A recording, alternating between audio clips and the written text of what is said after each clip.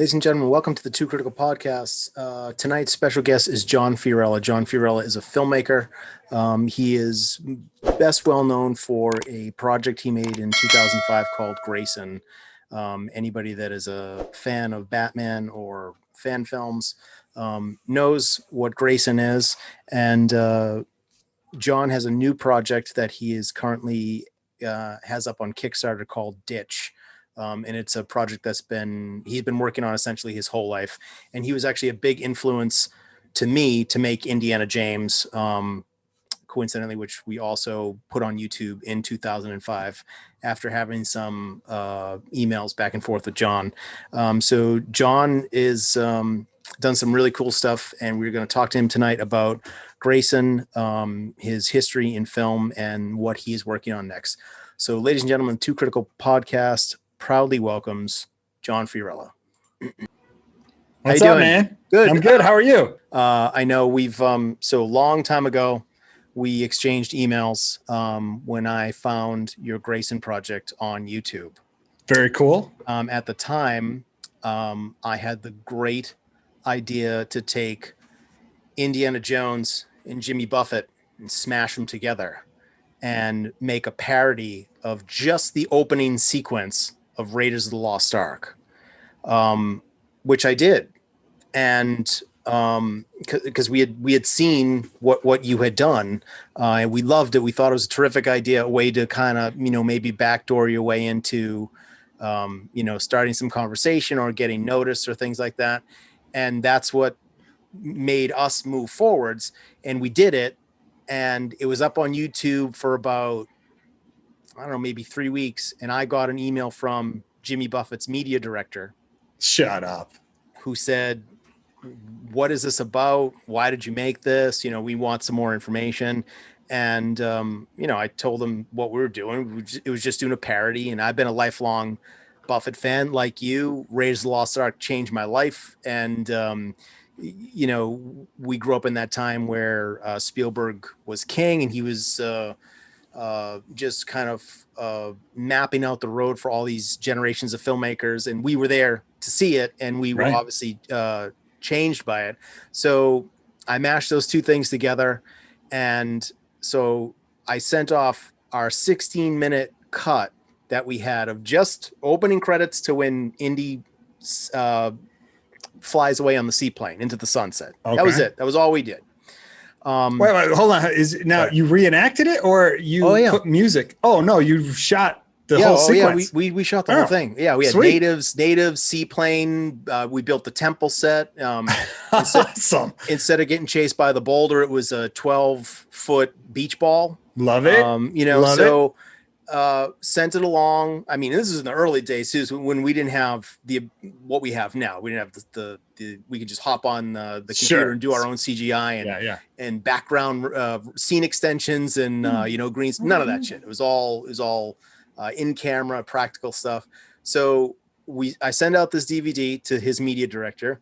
Guy gets back to me shortly after he received it, and he opens up this conversation. He says, "Why did you do this?"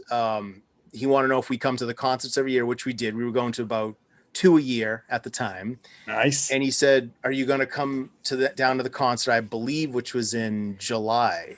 So this was, I think we dropped it in April or so, and it was June or July. And they said, when you come down to the concert, call this phone number. And I want to come out. I want to meet you. I want to talk to you. Shut up! You got the bat phone number? Yeah. Crazy, dude. So I'm like, all right, this is great. Let's not get our hopes up, Smart. And so we go down there in our caravan to Buffett, we do with all of our friends, like 20, 30 guys, many of whom were in the project because they're all Buffett fans, and I've grown up with them making movies and things. And I get in the parking lot, and so I'm like, I'm going to call this number. He told me to call, so I call. And this guy, Stan Kellum, who's Jimmy Buffett's media director for many, many years, he says, well, come on over to whatever gate, he wanted us to come in. And he said, Jimmy wants to meet you. I'm like, all right. So we go over to the gate. They let us in. We tell them who we are. We walk in. So they walk us through this giant area. It's like an outdoor picnic table area. And all the crew and all the band members are sitting there in picnic tables eating their dinner. and I look out of the corner of my eye, and there's a big TV, and on that TV is the 16-minute clip he sent, and they're all watching it, right? So I'm like, what the fuck is happening? So he brings us backstage to the control room. He shows me, you know, where they shoot the show and how they record it and stuff like that. And it was very cool because obviously I was interested in all those things. And, you know, it's getting closer and closer to showtime. And I'm like, what is going on? So he ducks out of the room. He's like, I'll be right back. 5 minutes before the concert starts, he comes walking back in with Buffett. He's like, Stan says to Buffett, he goes, this is the guy. You know, so there's been previous conversations, right? He said, this is the guy. And I'm like, so we shake hands and he says, what in the world possessed you to make this? And I said, valid question. I said, an overactive imagination and abundance of free time. And he said, I can relate to that. Oh, dude, that's so then great. we talked out this whole thing. Then he says he wants to do a cameo in it. And it started this whole thing. I thanked him. We talked about, he was editing on Final Cut Pro at the time. He was just getting into editing himself and things like that. I thanked him. He went on stage and we got to watch the show, first half of the show from the control room, which was awesome. And then he goes, so Stan turns to me and he says, we're going to set you up with some seats. I'm like, that's great. All my buddies are way up in the lawn, you know, way in the back. Sure. They walk us out, almost dead center, maybe 20 rows up, sitting there, and they got the two gigantic screens on either side of the stage, you know, with the video, and they got the video screens all around. They go to intermission. They bring up a 5-minute trailer. They cut a 5-minute trailer of the video I sent them. To screen for the whole auditorium? Played in front of 19,900 people. Wow, dude, that's like you're living the dream, man. You made something. It was you crazy. met the creator, and wow, and people are getting it. The crowd was getting the laughs when the beach ball came out. People were hot, and then the applause afterwards. And they flashed up my web address, indianajames.com at the end, and people went nuts. And we thought like that was it. We thought that was it for us. So anyway, there were more conversations afterwards, and they said he wanted to do this cameo. Long story short, I'm still working on Indiana James. Yeah. Dude, not surprising. These things take time. Wait, when did you start this?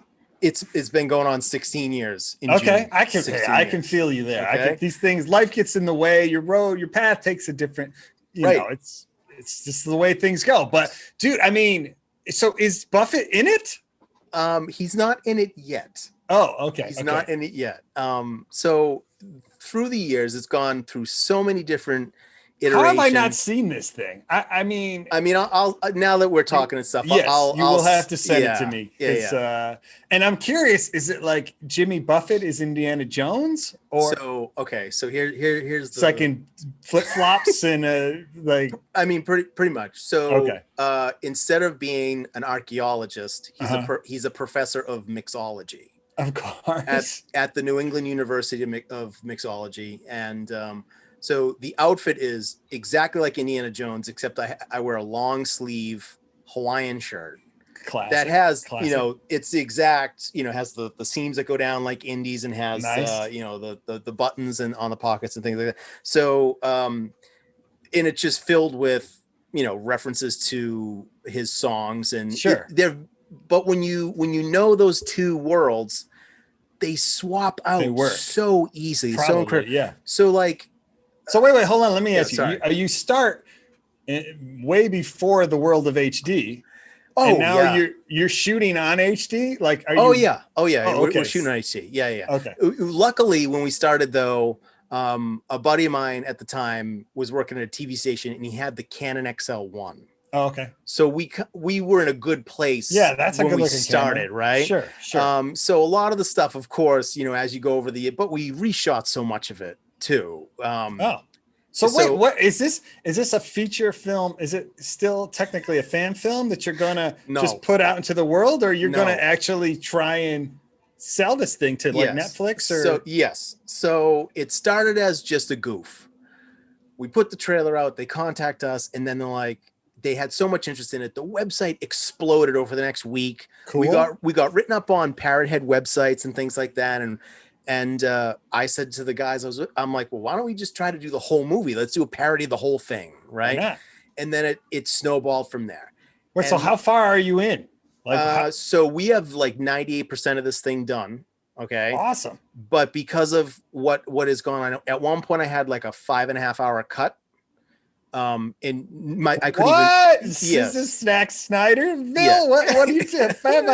Come on, please, wait. Zack Snyder. Okay. And I didn't shoot it in 4:3. So, people won't be interested.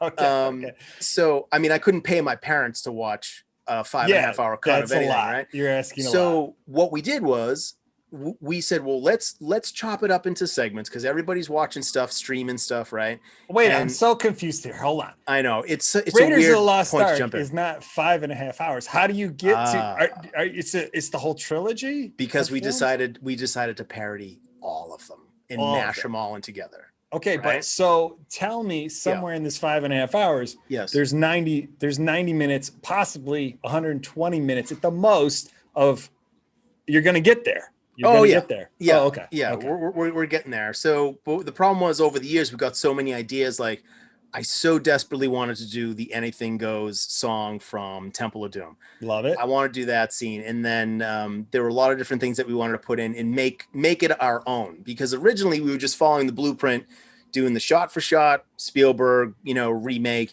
And then we would interject our own comedy bits and like lengthen scenes and things like that.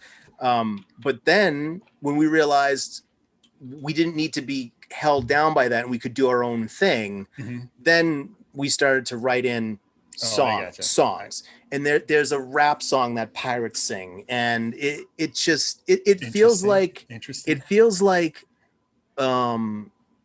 Blazing Saddles and Young Frankenstein and History of the World. It feels like Monty Python. There's like so much of that in this. Airplane, of course, Hot Shots, Naked Gun. There's so much of that stuff. So we decided to break it down into these chapters, and we were going to release it like they did the original, like the Indiana Jones is based on the serials, like, and they had the cliffhanger endings and stuff. So we set it up like that. Now this is about 4 years ago. No, and I've been in contact with Buffett's people multiple times over the years. They have contacted me again to say, are you working on this still? There was always been, they always came to us. They've come to us 3 separate occasions, interested in what we have. Okay. But for whatever reason, things just didn't click. The last time they came to us was like 4 years ago. And again, same guy, Stan Kellum, the media director, says, are you still working on Indiana James? I said, yes. He said, would you be interested in chopping up the movie and making it into like bite-sized segments so we could run on Margaritaville, the Margaritaville website? Because Buffett at the time was launching Margaritaville TV, and he was going to stream all of his content on Margaritaville TV, and they wanted original stuff. Okay. 2 weeks prior to that, I had a meeting with all my guys, and we had planned this big move to make these segments. And I said, are you in a van outside my house? Like, is my phone tapped? Because we just met about doing this exact thing. Nice. So he said, send us a sample of what you have, which we did. We sent them a sample chapter, and they loved it. All the feedback that came back to us was all positive. They had one note, and it had something to do with the voiceover, which was a temporary track anyway. Okay. I would have thought we would have had pages of notes. No. Right. So not a lot of people know this because they just don't. But Jimmy Buffett and Frank Marshall, that produces all the Indiana Jones films, are best friends in real life. Shut up. Are you serious? Oh, interesting. Wild. They've been friends since like they were in their 30s. Wow. So you're telling me you have a doorway into the Indiana Jones world through Jimmy Buffett? So yeah, right. So it gets worse. Cool. Harrison Ford got his ear pierced because of Jimmy Buffett. Harrison Ford wanted to get his private pilot's license because of Jimmy Buffett. Right. Okay. Frank Marshall has been on stage multiple times playing guitar with Buffett. Right. They have put Buffett in about every Frank Marshall movie that there is. They've snuck in Buffett in cameos. Okay. He even did a song in the last Jurassic Park movie. He was in the last Jurassic Park movie. He's holding 2 margaritas and he's running out of a restaurant while there's like an attack going on. On the Buffett song Desperation Samba, there's a whip cracking sound. That's Harrison Ford cracking his whip in the studio for Jimmy Buffett's. It's very incestuous. Wow. Okay. Nice. And you wouldn't think it, but when we figured it out, we couldn't believe it. So it made sense to other people, I guess, but it made sense to us. Anyway, Frank Marshall was going to be the one who was producing the content for Margaritaville TV. So Frank Marshall was the one who was reviewing all of the material that we were sending to him. Awesome. So we had multiple emails. We sent videos back and forth. And the last email we had was, the next time you talk to us, it will be with Frank Marshall and it will be about money. And then 2 months later, he moved to England and went into pre-production on the Jurassic Park trilogy. And then his wife became the head of Lucasfilm. Oh. And they were never heard from again. Well, that is a very Hollywood story, my friend. So yes. I'm very sorry about the long way around, but that started when we saw Grayson. My buddies thought it was fantastic. I mean, it's still terrific, but to this day, to see something that early on and then know, what you were trying to do and how you figured out a way to get yourself exposure, was incredible to us. But it really did have a lot to do with us moving forward with Indiana James. And Dude, very cool. Day. I'm psyched to hear that it was an inspiration for you guys. And I can't wait to see, I'll see the short. You'll have to send me the link to the short. Sure. But I mean, it's awesome that you're turning it into a feature that you could profit from, in addition to the creator loves the product. So, I mean, that's amazing. Yeah. It's very strange how all these kind of avenues, work. I think it was maybe 2 years ago, a guy online on Facebook messaged me and says, I'm doing a documentary about Jimmy Buffett fans, about parrot heads. Do you want to be in it? And I'm like, okay. And he said, we have trolled your Facebook page. We've seen your YouTube page. We want to know what you're doing, blah, blah, all this stuff. Great. So we did the interviews with this guy for his documentary. So I'm in this documentary about parrot heads. Cool. When this guy originally shot this, Buffett wasn't even going to be involved in the project. Then apparently he got like a sample of what they were working on or whatever. Either way, they met Buffett, put Buffett in the project. Buffett's people liked it. Buffett let them use his video catalog so they could use clips in the documentary. Oh, very cool. And they did an on-camera interview with Buffett, and Buffett's people got behind it and really like juiced up this thing. Man, Jimmy Buffett is the executive producer's dream. I mean, Jesus. So, love it. So the kid who's making the documentary in California has a friend that works with George Lucas. The guy who's doing the documentary about parrot heads goes to lunch with his friend and runs into George Lucas having lunch with someone else. Cool. George Lucas says to him, "Oh, what are you working on?" He tells him, "I'm making this documentary about parrot heads." And he said, "Great. When's it going to be done?" He said, "Well, it's supposed to be done a couple months ago, but I'm waiting on this one guy who I have to do an interview for," which was me. And George Lucas says, "Oh, I would just forget about that guy and I would just I'd move right along. I mean, you got to get." So I had a conversation with this guy. He's telling me this. I said, "You mean to tell me George Lucas doesn't even know me? And he's trying to cock block me in California at lunchtime because he's worried about your schedule?" Oh my God. If George Lucas only knew what we were doing. Anyway, either way, it's very strange avenues and people that are all related, but sorry, very long-winded, but hey, it's a crazy story, man. I mean, we're all connected in some weird way. It's just a matter of finding out how. So It's very cool. It's very cool. So why don't you tell us, go back to the beginning? Because I mean, I watched a bunch of your videos too. I know that you're influenced by Indiana Jones, but I saw big time. A lot of your early stuff and things like that. And you did what all the filmmakers that grew up with handheld cameras and stuff in their house. You shot everything, you turned everything into a video project, and you've been doing it forever. This is your passion. So tell me where you started.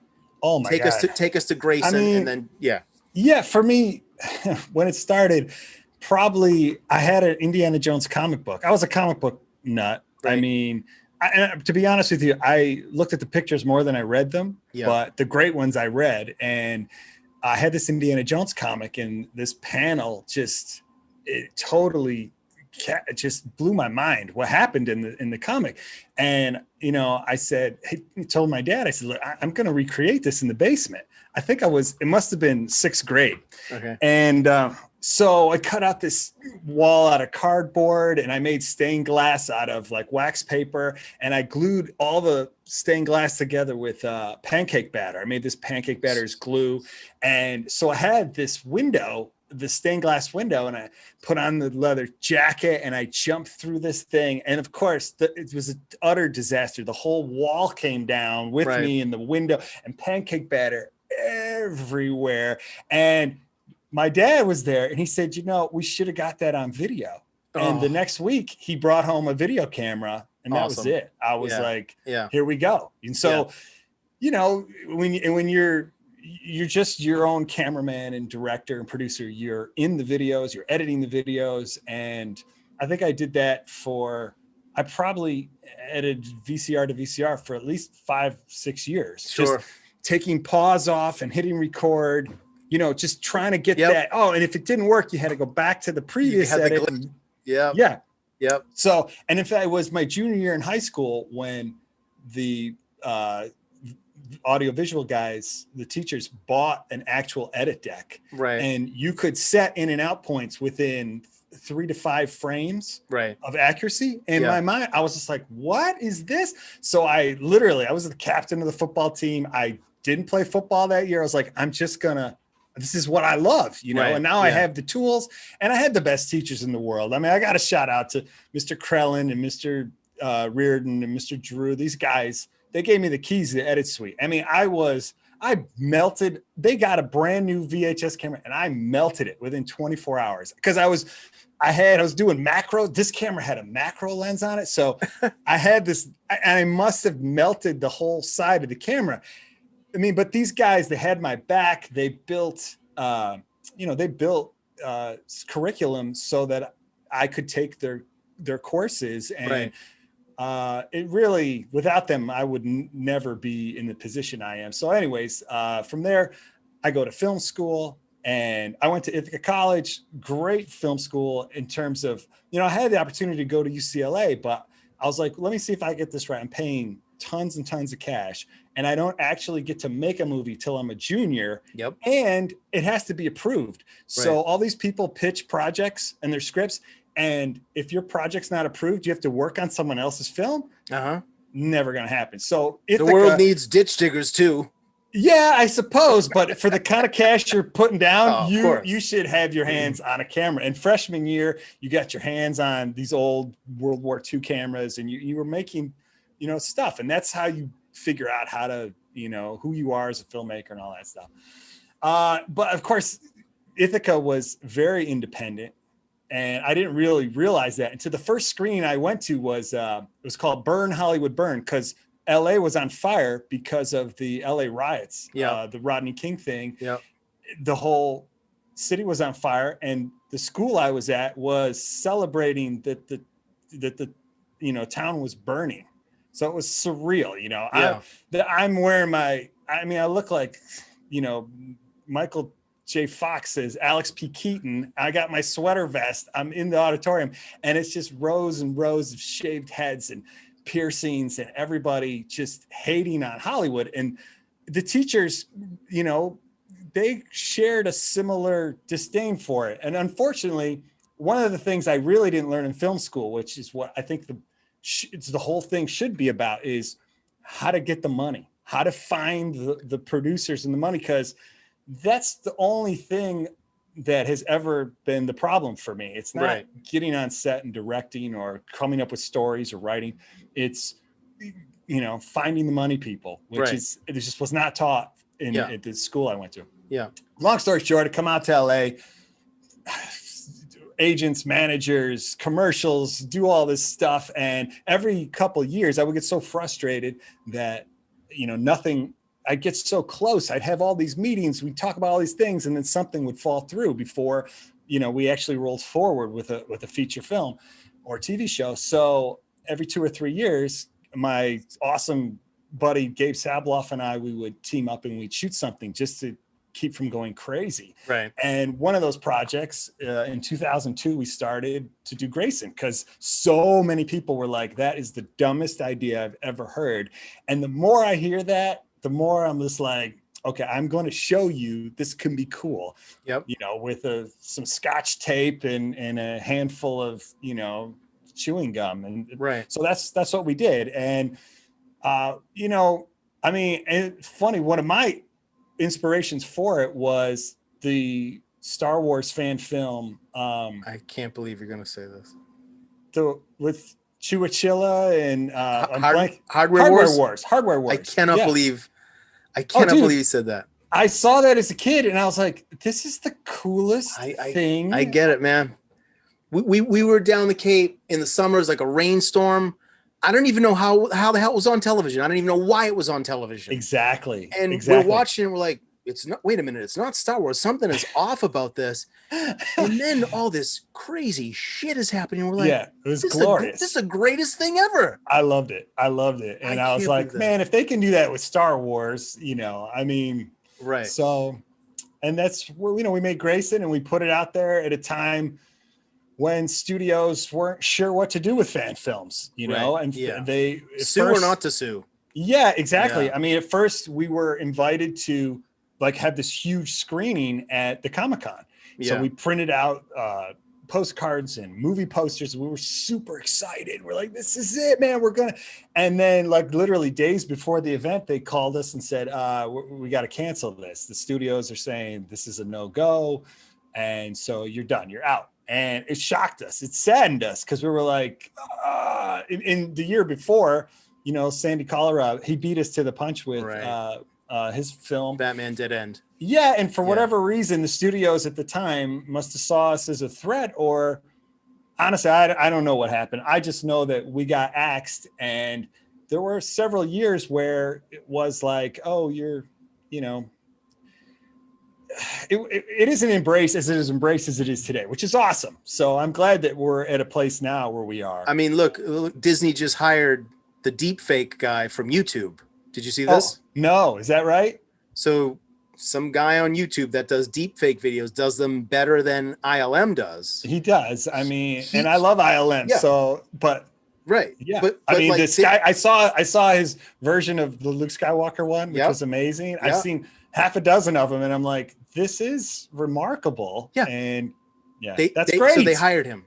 That's awesome. Because this is what studios, we want them to do. We want them to find us starving, driven in our, 3 a.m. and we're writing these crazy things and working to say, hey, come make money for us. Right. That's what the dream is, to get your ideas out there. And so that's great. I'm glad to hear that. That's good. The ideas of old Hollywood where someone would see someone as a waiter or someone pumping gas and they recognize the charisma that a person had. They said, I want that kid's going to be a movie star. And then they grab someone out of obscurity. And then, of course, back then they put money into actually training you and teaching you how to sing and dance and be marketable. But that stuff doesn't happen anymore. No, it's a different world. But I mean, there's certainly a lot more avenues to get your stuff seen and out there and connect with other filmmakers. Right. Which is, awesome. I mean, it's funny to think. So Grayson, we released Grayson in 2004. There was no YouTube. Yep. There was no HD. Yep. So it's disheartening. On one end, I was just talking to Gabe, says when we released on the force.net, which is this website that and I have people that were telling me they would email me and say, I waited 3.5-4 hours to download this file before I could watch this. Right. Which is, I mean, it sounds archaic. It sounds like, is this the Model T? How old are we? But I'm literally, now I'm completely, loving the HD world and how effortless and easy it is. It's sometimes it feels like cheating. It does. I'm just like, wait, it's that easy? It's amazing. Right. Now, I frequently hear, or you see all the memes online, and people say, it'll say we'll fix it in post, right? And then you see all the people pig pile on it, saying that that they hate that. But the thing is, unless you're the person that's running the whole show and out there shooting stuff, and you've done your storyboards and things like that, and you're the one's going to edit that stuff. When you're there in real time and there is a problem, you say, I will fix that in post, because you are the person that fixes it in post. Right. All the other people that make fun of that, we'll fix it in post, they shouldn't even be bothered anyway, because they're not doing anything in post. Yeah, we're the ones doing it in post. As an independent guy, you wear so many hats, and some of them you love and some of them you loathe, but you have to do these things because nobody else is going to do them, right. And ultimately when the audience or whoever is watching the video sees it, it doesn't feel like, they don't feel that you're wearing all those hats. It's effortless and they get absorbed in the story. And I mean, that's the hope anyway. Right. You were always, so you did Grayson, right? So what were you doing in between though? Like, what were you doing while all this was happening? Oh my God. I mean, I've had so many lackluster jobs right. I mean, when I made Grayson, I was a lamp salesman. I would literally, be selling lamps to 148-year-old ladies. And then I would go, put makeup on Joker girls. And, it's just awesome. 148-year-old women that is your demo for lamp sales. I mean, listen, that's the average age of a lamp. And they all wanted them to be lit by oil for some. We all know why. They get nostalgic. It's not pretty, but yeah. So I've had a ton of, throughout the years, I've directed commercials and worked on all kinds of marketing campaigns, from Sony to, Dick's Sporting Goods, all sorts of fun things, and stuff to pay the bills along the way. So it's been this roller coaster of crazy jobs, but ultimately, the dream is to be getting paid to someday create the art that you want to share with people. Right. So it's time to get back in the game. That's what this new project Ditch is about. It's me saying, and I had this idea in 2007. Right. And I remember seeing it back then. Yeah. I was like, okay, let's get this going. And at the time it was a horror spoof, basically in the spirit of Evil Dead 2. Yeah. Okay. Yep. Which I loved. And I was like, I'm gonna, because I just love Sam Raimi. I'm gonna make my version of Evil Dead 2, but I'm gonna throw Indiana Jones in the mix, and it's gonna be this fun, different thing. Right. And eventually, I got an investor on board to have me write the project, but with investors, you're getting people whispering in their ears, "Oh, this has to star Mario Lopez," or the craziest. Every project, he's not top of the list. Yeah, he's my top of the list. Right. So, eventually investors have fallen out and gotten back on. And then after Evil Dead, the Ash vs. Evil Dead show came out. Right. I threw out my script and said, let's start over. And now let me make something that I would really want to see now as I progress in age. And I'm an Indiana Jones nut. And so for the last, I don't know how many years, I've been pitching the half-hour adventure TV series, which every executive in this town has at some point told me, no one will ever want to see that. It'll never sell. And then, you see stuff like The Mandalorian, which is obviously soaked in the Star Wars world. So it has a built-in audience, but it's the episodic half-hour adventure series at its finest. But let's say they took away all the Star Wars stuff from The Mandalorian. Right. Yeah. You would still have these short little sci-fi quirky things that would be like, all right, because everybody's giving it a pass because it is Star Wars. Right. But no, exactly. You strip it. That's basically my latest inspiration. When I see The Mandalorian, I'm like, yeah, that's the tone, that's the energy, the fun, and it's just the perfect escape, So for me, that's what this new project Ditch is. It's a comic book come to life with zany characters and awesome action and insane, plot twists and awesome cliffhangers. I really want it to feel like when you read a killer comic book and it's now you're seeing it, except now. And again, I'm telling it's an original character, original story, they're harder to push through this town. But unfortunately, when I made Grayson, I was like, oh, I'm shackled because I don't own the property. Right. Because if I could, and let me tell you something, the first year after I made Grayson, everybody and their mother, especially in like foreign distributors and companies overseas, they all wanted to buy it. They're all like, dude, well, and I'm like, look, I don't own these characters. Right. And so I can't sell you anything. You Right. know? And so I've set aside trying to run with, pre-existing characters and come up with my own stuff. But so that's where this Kickstarter came in, because it's like, how many more studio executives can I sit down with to have them say, yeah, we like it, but can it all take place in a, Mario Lopez's house? Yeah. And again, nothing against Mario Lopez. No, great fine guy. Sure. Great guy. But just wrong for this particular part. Especially as I get older, I really want to see grizzled, scarred, bald, broken toothed dudes on screen kicking ass. I mean, this is what appeals to me. When I see guys with full heads of hair, like super chiseled, handsome, I'm like, I just can't get into this. I can't. Is that real? Perfect teeth. Yeah. Who needs that? The Ben Affleck Armageddon teeth, all perfectly veneered. Straight out of the box. Ben Affleck, I mean, he rises, he cuts through the crust, because the town, come on, that was pretty cool. But yeah, so now it's a marketing game to see. I mean, ironically, I launched this Kickstarter just a couple days ago, and it's only been seen about 250 times. Right. In its entirety. I mean, you can check the analytics on Kickstarter and you're like, what? That's, and I've gotten so far about 40 people contributing. Right. So if you do the numbers, it's like 1 out of every 7 people who sees it is like, yeah, okay, here's a couple bucks.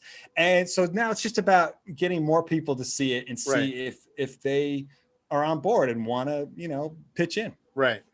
So what is the overall goal for this? Are you going to shoot this thing on your own? Are you going to shoot the pilot on your own? I mean, it'd be tough because, it would cost probably, the overall budget is around 1.1 million. So me shooting it on my own, I mean, if I strip out the name actors and I scale things back, maybe pull out the 600-pound tiger, which I just don't want to do. But yeah, I mean, at this point, I would love to. I just want to get rolling on something, even because, you look at the Kickstarter video I made, it's only really a third of how I envisioned the video looking, but it's out there. And it's just like Grayson. I mean, especially now I look at Grayson and it looks like something, a grammar school kid in my mind that could do with the tools we have today. Right. But it's at least it's expressing, an opinion and a story. And so now I'm in this mode where I'm like, okay, we can't get 1 million, but can we get 500? Can we get 300? It's just enough to get the cameras rolling and figure out a way. Because once we get on set, things have to move forward. I mean, that's what I love. It's funny because I was talking to my buddy Gabe about like editing. Today in the world of editing, there's a million choices. You can go a million different ways. But when you're on a set and you got to work with certain lighting and you only have so much money and so much time, you got to make decisions. You just got to bang them out and roll forward. And that is where I like to be. Right. That pushes us ahead. So, yeah. So yeah, can I get ultimately the Kickstarter's goal is to raise enough money to shoot the opening action scene. Okay. And I mean, if somehow there were enough people seeing it, maybe we could raise enough money to shoot the whole pilot, but, and take it in stages. I would love to just be flying to London and start rolling cameras on the real deal. But now if we get enough money, we shoot the opening action scene and then we shop it to some people that I know who I think have to be convinced. I mean, a lot of studio executives in this town, they're not risk takers at all. Yeah. I mean, so on one end, the Mandalorians help me because I can point to that and say, now obviously it's with the biggest budgets and the greatest filmmakers on the earth, but I can say, look, this works. This adventure, episodic adventure series works. So let's do our cheaper version of that show. Right. So This is the dream. This is why we're here. And I appreciate you having me on to talk about this show. Oh, no. I mean, it's great when you see, you're always aware or tracking like other people that have done things, and then they pop up, or you forget about something, you come back to it. But it's when you see somebody else that's doing it and you're like, I mean, obviously my email back to you, I was like, what the fuck? Question marks. I was like, oh, this guy, I think he's seen Grayson. So, yeah. So it was, no, it's great that I really hope that this is something that you can make happen. What are like the specifics of the opening scene? Is it something that has to be done in LA? No, it could be anywhere. I mean, it really could be anywhere. I mean, this is where I live, and this is where the filmmakers I know are. But ironically, and a lot of my buddies feel the same way. We did so much more shooting outside of LA, because outside of LA, people want to help out. Right. I mean, like my college film, I used 3 different fire departments. I would go to the fire department, tell them what I'm doing, and those guys, they're heroic, awesome American dudes and females who are pretty much 90% of the time pretty bored. Sitting around waiting for that bell. When they're not fixing their brother-in-law's brakes at the station, they want to be in a film.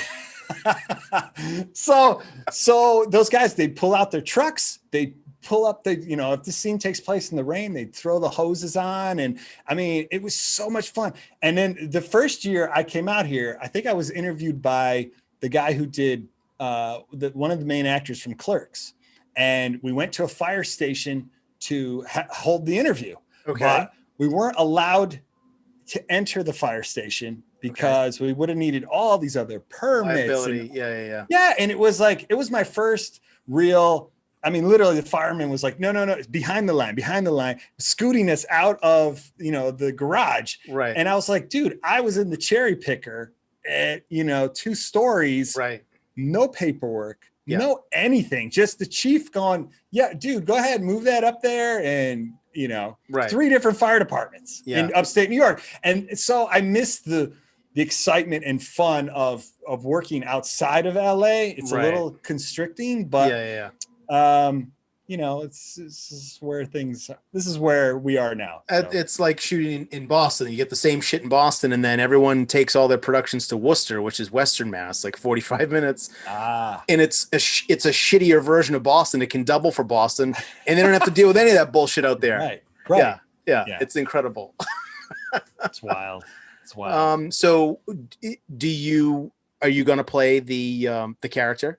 I am Ditch. I mean, unless, and again, if some mega studio came down and said, oh, hey, Daniel Craig is Ditch or whatever. I mean, in that fantasy scenario, I reconsider whatever. But at this level, I've written the first 10 episodes. The whole first season is written. It's done. And so I know my limitations as an actor. I mean, I consider myself a filmmaker first and foremost. Right. But, I love jumping through windows and beating up bad guys, but I mean, all of the heavy lifting would be done by the other actors in the cast. At this point, Brian Blessed from Flash Gordon. Get out of here. Yeah, and Julian Glover, who you're probably familiar with. He's in Game of Thrones.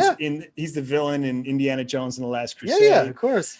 So, I mean, these guys, just to see them in costume, having at each other, that's the dream for me. And so, they would do all the heavy lifting, and I would be, limping from one action scene to another. Basically. Right. I know we talk about, wearing multiple hats and doing everything on your own. I have been in everything that I've ever made because I'm the only one that's the most reliable.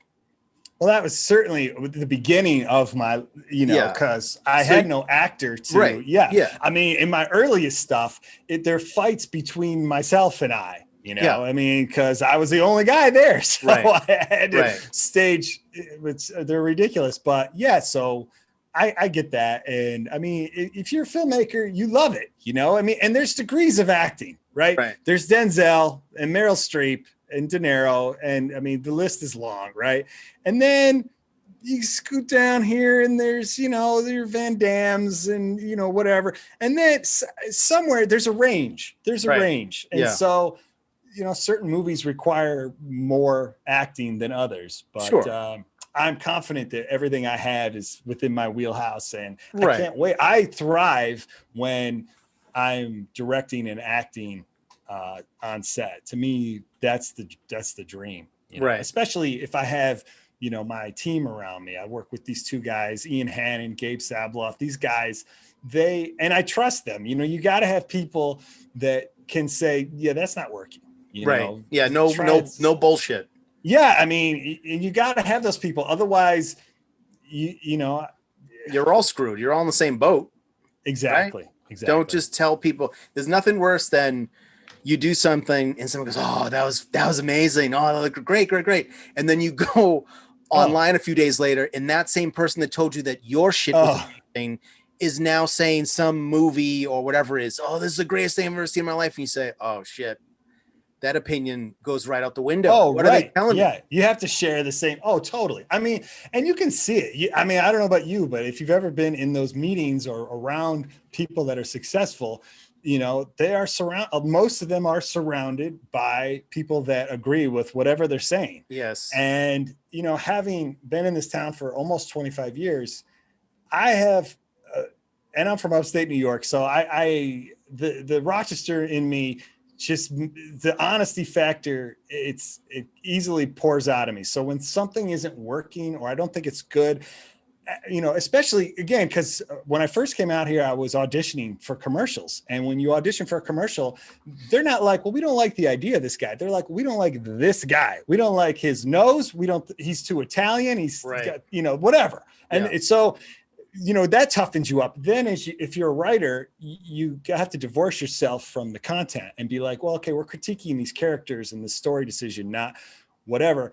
And so I have a pretty thick skin and I have a real high tolerance, for dishing it out as well. Just like, this isn't working, and a lot of people don't, some people you've got to coddle and say, oh, okay, well, maybe I would change this, when you want to say, rip these 7 pages out. They're just slowing the whole thing down. Yeah. And so my good friends at times send me emails like, I hate you because I sent you this video that's 14 minutes long. It's my baby. And you want me to cut it down to 3 minutes. But because I'm like, look, at 3 minutes, it's golden. It's 3 minutes. I'm sending it everywhere. And these studio executives who don't have time to look at their Apple Watch are watching it at 14 minutes.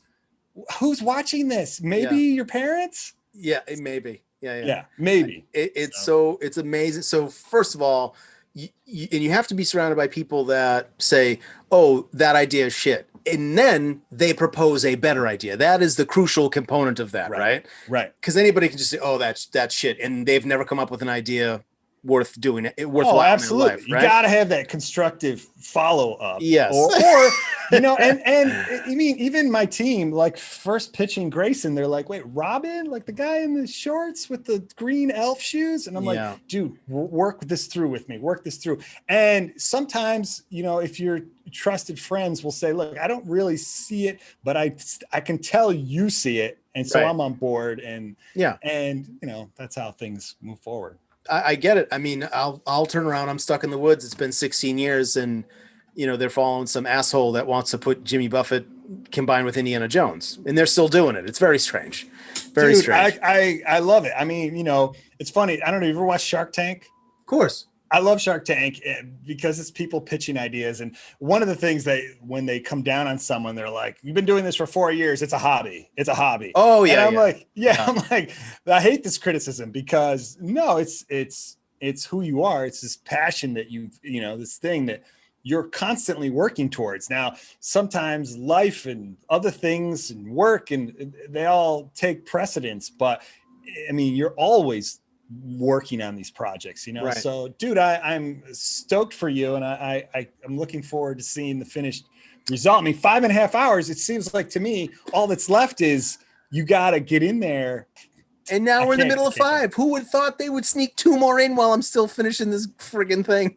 Yeah, it's wild. It's wild that we're going to get an Indy 5 and I'm excited for it. Yeah. So I'm cautiously optimistic. Yeah, I mean, the director is amazing. You want it to win. You want it to win. I mean, the only thing that breaks your heart a little is that Spielberg isn't directing it because, it's just the guy's magical. The guy's sure the man. Yeah. But I mean, Ford versus Ferrari was, I thought, earth-shatteringly awesome. Just freaking amazing. So, dude, fingers crossed for Indy 5. Right. Yeah. Let's get some Logan style action. Exactly. I love the opportunity that we had to chit chat. You're going to send me the short so I can see where this all comes from. Yes. And maybe I've seen it, and I don't think so though. I think I would remember this. No, so, you would remember. You'd remember this one for sure. Are you on Instagram, John? I'm not. I'm on Twitter. Okay. Are you going to get on Instagram? Really, I mean, I fought myself to get on Twitter because I know social media is important, but come on, man, you gotta pump those numbers up. You gotta get on Instagram. I'm telling you, come on.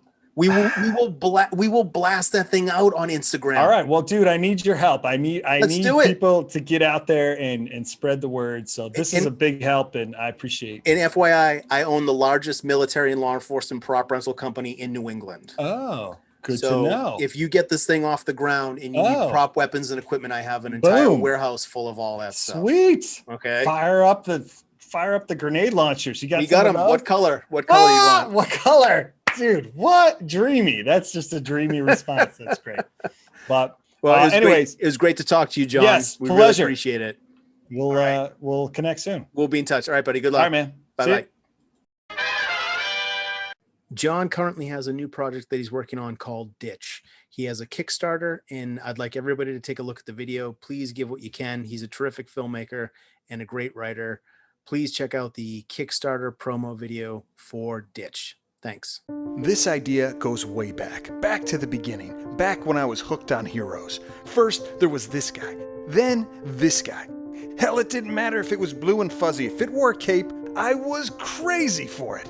There may have been only 5 TV channels back then, but there were plenty of reruns running around the clock. It was the age of masked men, dynamic duos, and clever captains. My days were consumed with superheroes doing super things, and each year these champions got better, stronger, faster. Oh, and then these guys showed up and my hero dial cranked to an 11, with brave robots, Wookiees, and a defiant princess that just embodied raw strength. And she wasn't the only woman leading the charge. Man, I loved them all. The shapeshifters, the tin cans, the scoundrels, the daring and fearless. Heroes from every world and all the unknown worlds in between. These guys set my imagination free and fueled all my childhood adventures. Until things took a turn. At the age of 12, my parents got divorced, and it sent me down into a dark, dark place.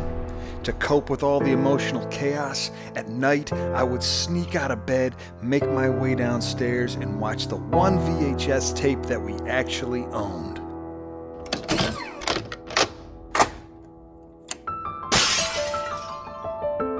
I must have watched that movie every night for nearly a year straight, no lie.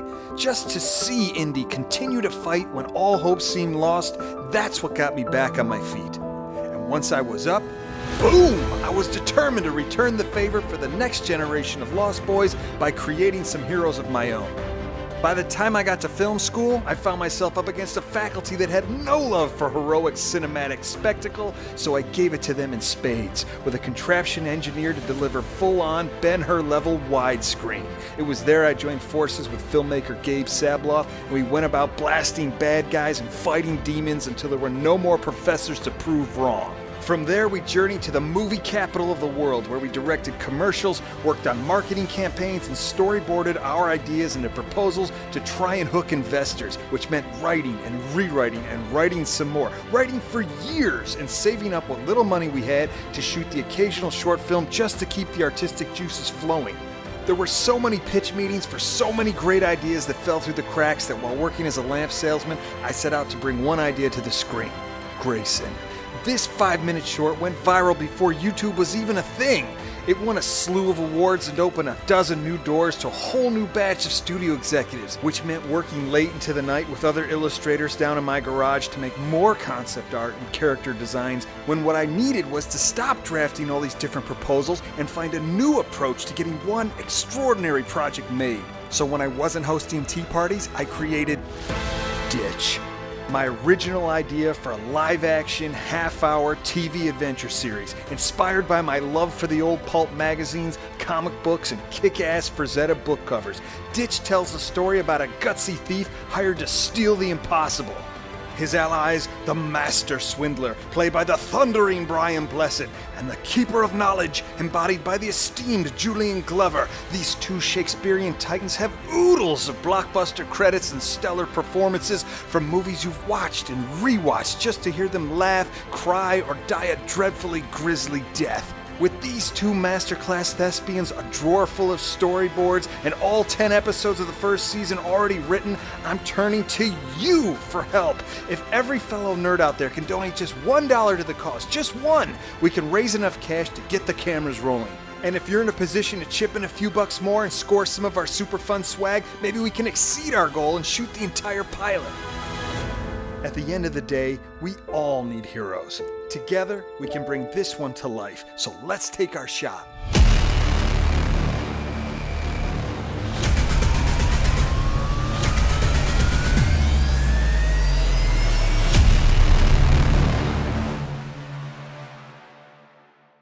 We sincerely hope you enjoy the program. Please check us out where all podcasts are sold, and check out our YouTube channel as well. Thank you for listening, and thank you for your support. If you don't like the show, go fuck yourself.